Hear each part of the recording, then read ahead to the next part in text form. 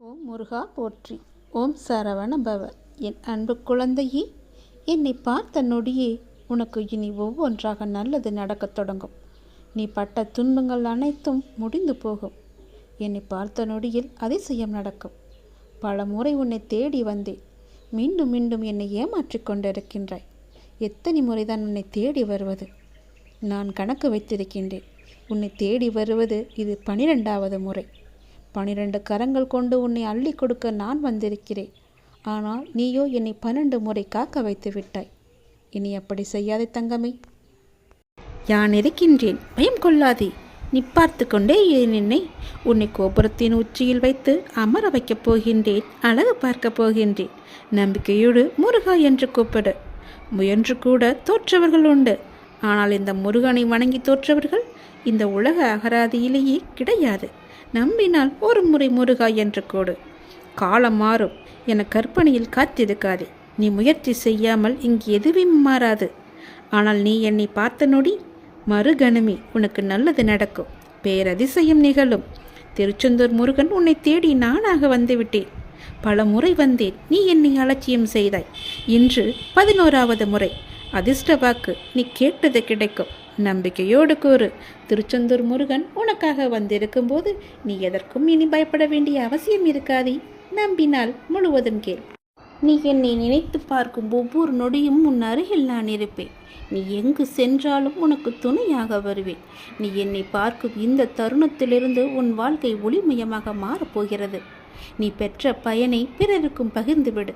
நடந்தது நடக்கும்போது என எல்லாமே நல்லதாகவே இருக்கும்போது, உன் முருகன் உன்னுடன் இருக்கும்போது நீ எதற்கும் பயப்படாதே. உன் கஷ்டங்களை போக்க உன் கந்தன் இருக்கின்றேன். உன் வாழ்க்கையை மேம்படுத்த உன் முருகன் இருக்கின்றேன். உன் நிவர்த்திக்கான வழியை குறைக்க நான் இருக்கின்றேன். உன் எல்லா கஷ்டங்களிலும் உனக்கு துணையாக நான் இருப்பேன். என் அன்பான குழந்தைக்காக ஒரு நல்ல செய்தியை நான் கொண்டு வந்திருக்கின்றேன். நீ கேட்ட நல்ல செய்தி தூரத்திலிருந்து ஒரு தொலைபேசியின் மூலம் உனக்கு நான் அனுப்பி வைத்திருக்கின்றேன். நீ என்னை நோக்கி வர வேண்டும் என்றால் நீ நான் சொல்வதைப் போல செய்துவிடு. உனக்கு எல்லாமே நல்லதாகவே நடக்கும். உன்னுடைய தொழில், நீ இப்போது பார்த்து கொண்டிருக்கும் வேலை உனக்கு சிறப்பானதாக மாறி பல மடங்கு உத்தியோகத்தில் பதவி உயர்வு பெற்று கூடுதல் வருமானமும் கிடைக்கும்படி செய்கிறேன். செய்து கொண்டேன், செய்தும் விட்டேன். அது விரைவிலேயே உன் கையில் கிடைக்கும். நான் சொன்னது போலவே அந்த தை மாதத்திற்குள்ளே உனக்கு கிடைத்துவிடும். தை 1ஆம் தேதிக்குள் அதற்கான நல்ல செய்தியும் உன் காதுகளில் விழும். உன் பணப்பிரச்சனை முற்றிலுமாக நீங்கிவிடும். எனக்கு பண கஷ்டம் இருக்கிறது என்ற வார்த்தையை இனி உன் வாயில் இருந்து வராது. உனக்கு நல்லதாகவே நடக்கும். நல்லது மட்டுமே நடக்கும் உன் அப்பாவின் துணையோடு. உன்னுடைய பாரம் மிக கடுமையாகவும் வேதனைகளை தாங்க முடியாததாகவும் வாழ்க்கை நெருக்கடி நிறைந்ததாகவும் இருப்பதை பார்த்து நான் சஞ்சலப்படுகிறேன். என் மனம் சஞ்சலப்பட்டு கொண்டிருக்கிறது. யார் இந்த இக்கட்டான நேரத்தில் உதவுவார் என்று எல்லா இடத்திலும் உனது கையை விரித்து நீ கலக்கம் கொண்டிருக்கிறாய். துக்கமும் துயரமும் இப்போது உன்னை அழுத்தி கொண்டிருக்கிறது. இதிலிருந்து எழுந்து வர நீ முயற்சி செய்கிறாய். ஆனால் உன்னால் வர முடியவில்லை. ஏன் முடியவில்லை என்று யோசித்தாயா? முதலில் அதை எல்லாவற்றையுமே நீ மறந்துவிடு. நான் இப்படி இல்லை என்று மறந்துவிடு. நான் இப்படிதான் என்று நினைத்தால் நீ அப்படியே உட்கார்ந்து விடுவாய். என்னால் முடியும் என்று எழுந்து வா. முதலில் உன் முகத்தில் சிரிப்பை கொண்டு வா. அந்த சிரிப்பு இல்லாததுதான் இதற்கு எல்லாமே காரணம். எதையோ மனதில் போட்டுக்கொண்டு அழுது புலம்பி தவித்து கொண்டிருக்கிறாய். யாரிடம் போய் சொல்வது? யாரிடம் சொன்னால் எனக்கு தீர்வு கிடைக்கும் என்று அழுது கொண்டிருக்கிறாய். தங்கமே, முதலில் அதிலிருந்து வெளியே வந்துவிடு. உன் முகத்தை எப்பொழுதும் புத்துணர்ச்சியுடன் வைத்துக்கொள். உனக்கு ஒன்றுமே இல்லாதது போல. அதாவது எனக்கு எந்த துன்பமும் இல்லை, துயரமும் இல்லை, எந்த ஒரு பிரச்சனையும் இல்லை என்பது போல எப்பொழுதுமே உன் மனதை நீ புத்துணர்ச்சியோடு வைத்துக்கொள்.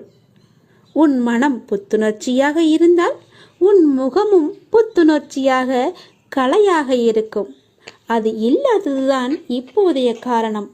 உன் முகத்தை நீ நேரடியாக சென்று கண்ணாடியில் பார், எப்படி இருக்கிறது என்று, எவ்வளவு சோர்வாக எவ்வளவு கவலையாக இருக்கிறது என்று. எல்லாவற்றையுமே மறந்துவிடு. எனக்கு தான் என் அப்பன் இருக்கிறானே என்று தைரியமாக எல்லாவற்றையுமே மறந்து முதல் அடியை எடுத்து வை.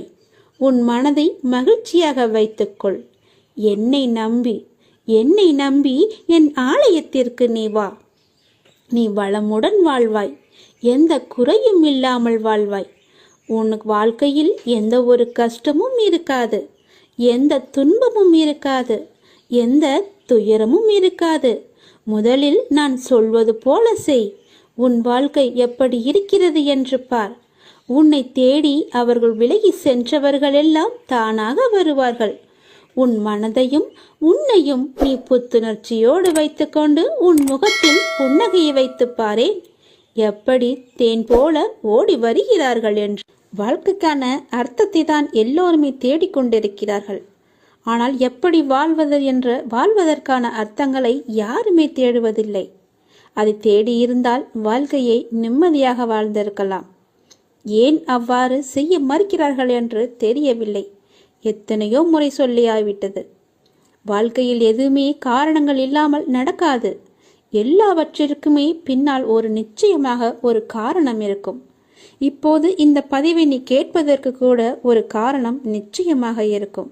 அது அந்த இறைவனுக்கு மட்டும்தான் தெரியும் என்று நீ நினைக்க வேண்டும், நம்ப வேண்டும்.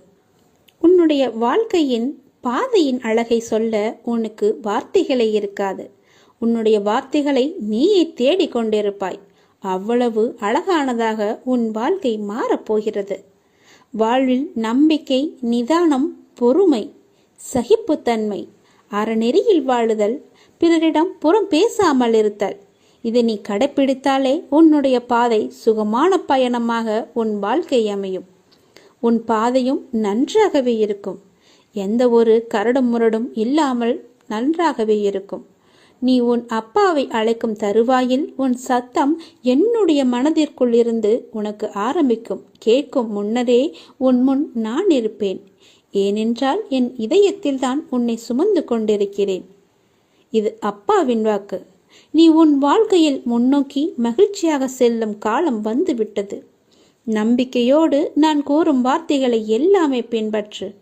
நீ எதையெல்லாம் இழந்தாயோ அதைவிட அதிகமாகவே உன்னை வந்து சேரும். நான் நிச்சயமாகவே நான் சேரும்படி செய்வேன். இது மிகவும் அவசரமான செய்தி. நீ சந்தோஷமான செய்தி. இதை நீ புறக்கணித்து விடாதே. இதற்கும் ஒரு காரணம் இருக்கிறது. சந்தோஷ செய்தி என்கிறீர்களே, அப்படி என்ன சந்தோஷமான செய்தி என்றுதானே நீ கேட்கிறாய்? நீ கேட்டதை, நீ நினைத்ததை நான் தரப்போகிறேன். விரைவாகவே அது உன்னிடம் கிடைக்கும்படி நான் செய்ய போகிறேன். நீ கேட்டது எல்லாமே உனக்கு கிடைக்கும். என்னிடம் வெகு நாட்களாக கேட்டுக்கொண்டிருந்தாய். புத்தாண்டு அன்று என் ஆலயத்திற்கு வந்து என்னிடம் ஒன்று கேட்டாய். அது உனக்கு ஞாபகம் இருக்கிறதா என்று பார். அதைதான் நான் உனக்கு இப்போது தரப்போகிறேன். அதற்கான காலம் கனிந்து விட்டது. காய் கனியாகி பழம் பழுக்கும் நேரம் வந்து விட்டது. அதனால் இப்போது நான் உனக்கு இந்த நல்ல செய்தியை சொல்வதற்காகத்தான் நான் வந்திருக்கிறேன். விரைவாகவே நான் அதை கொடுத்து விடுவேன். வெகு நாட்களெல்லாம் காத்திருக்க வேண்டாம். இன்னும் 2-3 நாட்களிலே அது உனக்கு கிடைக்கும். நல்ல செய்தியை கேட்பாய். நீ வாழ்வோம் வளமுடன்.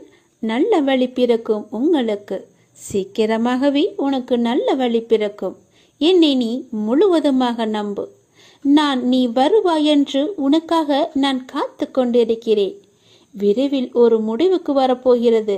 எது என்று கேட்கிறாயா? உனது துயரங்கள் எல்லாமே விரைவிலேயே ஒரு முடிவுக்கு வரப்போகிறது. நீ தேவையில்லாமல் உன்னுடைய கண்களை நீ கலங்க வைக்காதே. மகிழ்ச்சியாகவே இரு. எப்போதும் உன்னை நீ மகிழ்ச்சியாகவே வைத்துக்கொள். நான் இருக்கும்போது எதற்காக நீ கலங்க வேண்டும்? என்னை மீறி எதுவும் நடக்கப் போவது இல்லை என்று உனக்கு நன்றாகவே தெரியும். எல்லாவற்றையுமே ஆற்றி வைப்பது நான் தான் என்று தெரியும். அப்படி இருந்தும் வீணான மனக்கவலை உனக்குள்ளே எதற்கு? உன்னை நான் தேர்ந்தெடுத்து நான் வசிக்கும் இடத்திற்கு நான் உன்னை வரவழைத்தேன். ஞாபகம் இருக்கிறதா? எப்படிப்பட்ட சூழ்நிலையில் என்னை வந்து சந்தித்தாய் என்று உனக்கு ஞாபகம் இருக்கிறதா? அதனால் நீ கலங்காதே. என்னுடைய வாக்கு என்றுமே பொய்யாகாது என்பதை நீ நம்ப வேண்டும். எந்த சூழ்நிலையிலும் உன்னை நான் கைவிட மாட்டேன் என்று நீ நம்ப வேண்டும். நம்பிக்கையோடு நீ எப்பொழுதுமே இரு. என் அப்பா என்னை பார்த்துக் கொள்வார் என்ற நம்பிக்கையோடு இரு. என்னை மீறி எதுவுமே நடக்காது.